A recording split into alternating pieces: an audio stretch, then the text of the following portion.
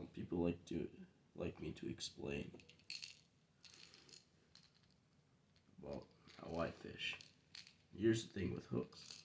When you're muskie fishing, if you have too big of a hook, kind of like this or something like that, when it's on there, it'll rub up against the side, it'll swing back and forth, and you have these big old divots right in the side. That's why you gotta go a little bit smaller. But some of the things that I do for it to stop that is use one hooks.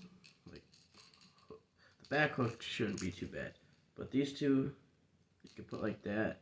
You can use like an 8/0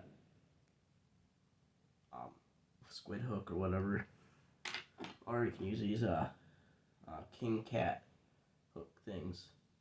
These are really good ones because you can put it on like this, and you got your little thing or whatever, and then you can have another one back here, and then you can have your treble hook. But you can't hook up as good really, but I like it okay.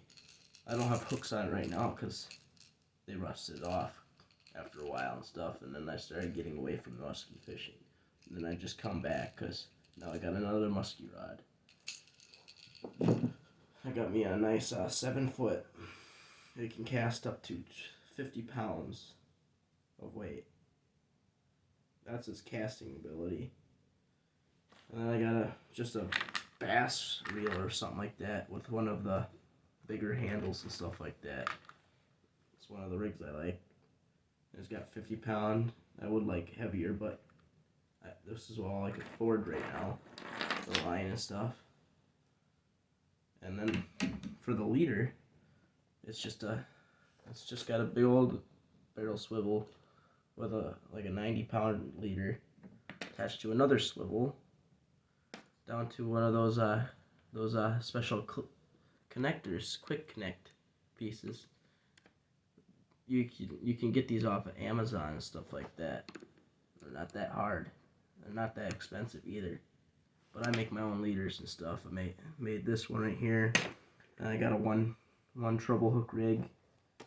And just a regular one hook rig too, if I don't want to mess around with too much. And then I got the rig for the suckers and stuff like that. His mouth would go right here. You go up through the top like that, pop it out through the side like that. Then this goes up right on the side. Right on the fish's side. Sucker side or something like that. Because you can tell, see how the hook goes on this side right here, and then this right here, this side right here will go in, and it'll be on the same side, and the wire will be on this side right here. And you have a choice between going through the tail or going through the mouth. Either way, it depends on which way the fish wants to eat it. If it wants to go the head way, then I would recommend going through the tail with the one hook and having the treble hook more closer to the head. But if you're trolling, that's what the mouth reason is for, is because then you don't have any friction. It just pulls it right through the water. I make these, and I will sell them to people and stuff like that. You just gotta leave a comment and stuff like that. Comment down there and stuff like that, and I'll explain to you how much and stuff like that for them and stuff. But right now it's just I just make them stuff.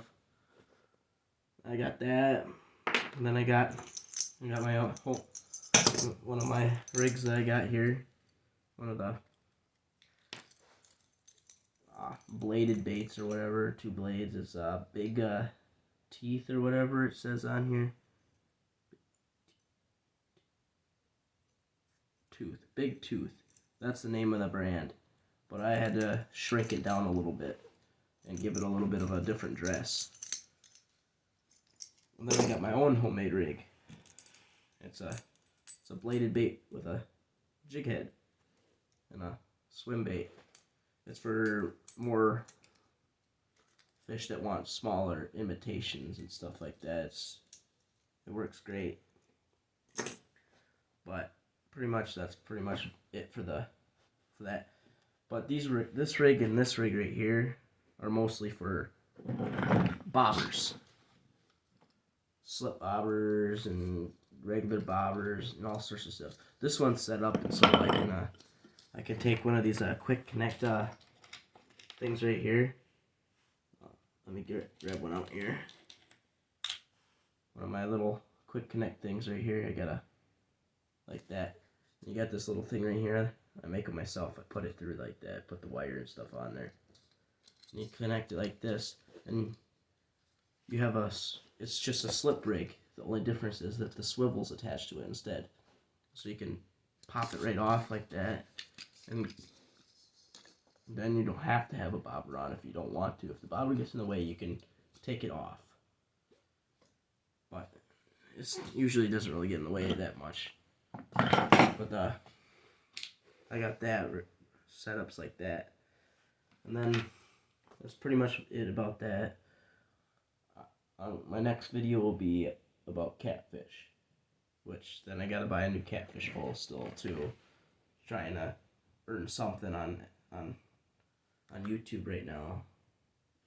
But you guys have an enjoyable day. Don't have too much fun now.